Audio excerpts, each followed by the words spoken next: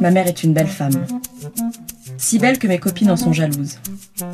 Je pourrais leur assurer avec une modestie de bon ton que la leur n'est pas mal non plus. Et qu'après tout, une mère est toujours belle enfin. Mais je n'y arrive pas. La maternité les a empâtés. Le mariage tranquille les a endeuillés. Leur corps respire les caresses fantasmées et les transports adolescents. Ma mère est une femme seule. Sa solitude est ma plus grande fierté. Je la porte haut dans le ciel, comme un drapeau. Je déteste la symétrie, l'harmonie, les controns et tout ce que les autres aiment a priori. Je suis porteuse de son courage, de sa victoire sur les chiffres pairs et les couples qui sonnent justes. Nous sommes une.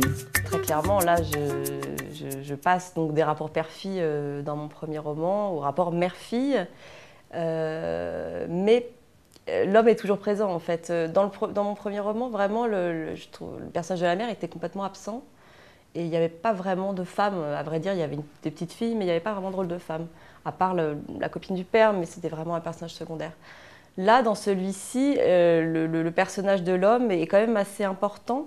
Et c'est justement l'élément qui va révéler ce rapport mère-fille, c'est-à-dire que c'est un rapport mère-fille qui, donc, à l'inverse des personnages de mon premier roman, est très fusionnel, justement parce qu'à la base, il n'y a pas de père, en fait, il n'y a pas d'homme, enfin, il n'est plus là en tout cas. Et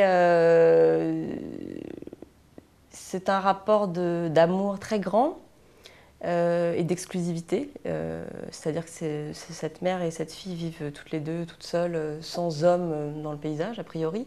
Et quand cet homme-là arrive, il dérange évidemment cette espèce de fusion. Instant numéro 1, j'ai 6 ans. Un homme sonne à la porte, c'est toujours moi qui vais ouvrir. Il porte des lunettes de soleil bien qu'il fasse nuit. Il dit bonjour, ne demande rien, ne se présente pas. Je sais pourtant qu'il connaît ma mère. En un regard, je le sais, cela crève les yeux. Je lui demande timidement « Qui dois-je annoncer ?» Il sourit de cette formule, soupire, puis dans un éclat de rire répond « Fabienne Tabar ». Fière comme une oie, je vais chercher ma mère. De quoi suis-je fière, je l'ignore, mais je le suis tant que je me dandine dans le couloir comme une racoleuse de saloon. Je me sens porteuse d'une missive importante, capitale même, je me sens pigeon voyageur. Je me sens aussi, sans savoir pourquoi, oiseau de mauvais augure, annonciateur de fléaux. Le pigeon devient un corbeau ténu. Je n'ai pas vu le regard de l'homme derrière les verres fumés, mais j'ai senti la menace sourde. Oui, il puait le désordre et la liberté.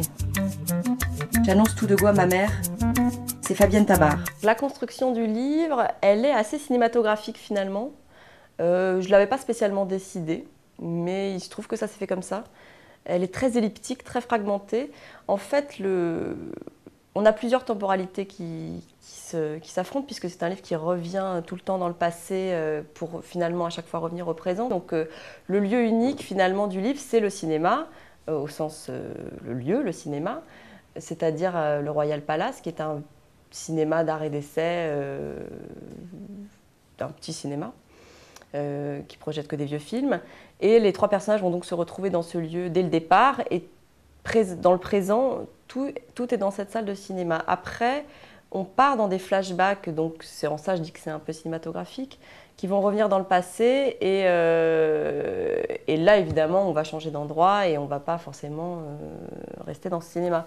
Mais j'avais vraiment envie de situer le cœur du récit dans une salle de cinéma, parce que je trouve que c'est un lieu qui laisse énormément de place à l'esprit, en fait, au voyage de l'esprit. Mon cœur va éclater de fierté. Il fait noir, il fait chaud, l'obscurité m'enveloppe, efface les contours et les différences.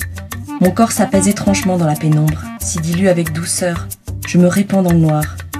Je suis un strapontin, un esquimau au chocolat, je suis Jean Mineur 79 Champs-Élysées Paris. Je suis une enfant confiante et solide. Je n'ai plus d'âge, de sexe, de visage, je pactise avec l'ennemi. Un sentiment de bonheur et de fraternité m'inonde le cœur. Je suis mesquine, je suis mauvaise, je me déteste d'être parfois cette petite fille bilieuse. Nous sommes tous égaux, tous là pour la même chose. J'appartiens à ce tout. Comme il est bon parfois d'être comme les autres. Effectivement, cette petite fille, elle rêve de normalité. Et à la fois, elle la rejette. Enfin, c'est-à-dire que c'est un peu une forme de jalousie finalement. Quand on ne peut pas voir la chose, on va dire de toute façon, je suis mieux comme je suis. C'est une forme de fierté. Là, c'est un peu ça, c'est-à-dire qu'elle rêve de normalité, d'être comme tous les enfants qu'elle voit au cinéma et qui sont là, un parent dans chaque main. Et à la fois, elle rêve de ça parce qu'elle se dit que ça va être formidable d'être comme tout le monde, et en même temps, elle trouve ça presque obscène parce que elle trouve ça dégoulinant de médiocrité, quoi. Donc effectivement, elle est entre ces deux choses, et quand cet homme donc arrive dans leur vie, justement dans une salle de cinéma, c'est à la fois une énorme curiosité qu'elle ressent pour lui parce que c'est vraiment nouveau, c'est quelque chose qu'elle ne connaît pas, donc a priori il n'y a pas de... Voilà, c'est juste, il faut découvrir ce que c'est. Et en même temps, c'est pas de la jalousie, au contraire, c'est de l'admiration, c'est-à-dire que comme elle est dans une relation très fusionnelle avec sa mère, elle se projette elle-même en fait dans la relation amoureuse. Donc il n'y a pas de jalousie finalement, c'est pas cet homme qui va l'empêcher qui va rompre quoi que ce soit avec sa mère, puisqu'elle a une relation qui est de toute façon très forte quoi qu'il arrive. Il n'y a pas de crainte à ce niveau-là, puisque les choses sont claires. Mais c'est vrai que c'est plus... elle le voit comme quelqu'un d'érotique en fait. C'est ça la chose un petit peu particulière et qui un peu n'est pas de son âge. Instant numéro 2. Fabienne Tabar traverse l'appartement. Comment y est-il entré, c'est un mystère. Il fait nuit. Je ne sais pas si j'ai dormi. Il est nu. Je vois son dos, ses fesses. Non, je ne regarde pas, je vois son dos. Moite et brillant. Il marche en toute impunité, avec l'assurance de celui qui se sait roi. Sa nudité est choquante parce que je suis là, je le sens. Sa nudité n'est choquante que parce que je suis là. Je comprends. Les petites filles rendent la nudité des hommes écœurante. La question de la féminité va se poser en fait, c'est-à-dire c'est l'homme qui va révéler soit la féminité en devenir pour la petite fille, soit la féminité assumée pour cette femme, c'est-à-dire qu'est-ce que c'est être une femme quand on est très amoureuse d'un homme qui ne vous donne pas grand-chose et qui du coup nous met dans une position presque de soumission ou d'humiliation, c'est-à-dire qu'à la fois ce personnage d'Alma, il veut être libre et en même temps c'est une femme indépendante qui s'est construite presque un peu seule et qui est très fière de cette solitude et qui en même temps se retrouve asservie à un homme sans presque l'avoir voulu, et du coup il y a quelque chose d'un petit peu ambigu en fait par rapport à la féminité, c'est-à-dire c'est quoi finalement être une femme par rapport à un homme? Est-ce que c'est être complètement soumise ou complètement libre? En fait, bon, c'est évidemment ni l'un ni l'autre, ou un peu des deux, je sais pas. Et pour la petite fille, c'est comment se construire en tant que femme, puisqu'on va voir ce personnage évoluer jusqu'à l'adolescence. Quand on a un modèle de femme qui est celui-là, c'est-à-dire à la fois très libre et en même temps un peu asservie. Et puis qu'est-ce qu'on peut bien imaginer des hommes quand on n'en connaît presque pas et qu'on n'en voit qu'un, qui est quand même un peu... c'est un peu l'homme qu'il ne faut pas rencontrer, quoi.